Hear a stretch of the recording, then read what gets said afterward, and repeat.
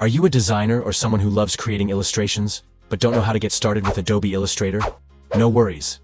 In this video, I'll guide you, step by step, on how to download Adobe Illustrator for free on your PC or laptop.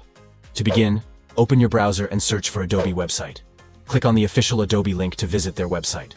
Once you're on the page, you'll see an option to start a free trial.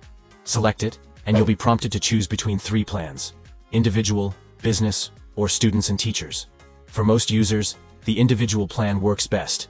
It gives you a 7-day or 14-day free trial to explore Illustrator without any upfront charges. Select your plan and click Continue.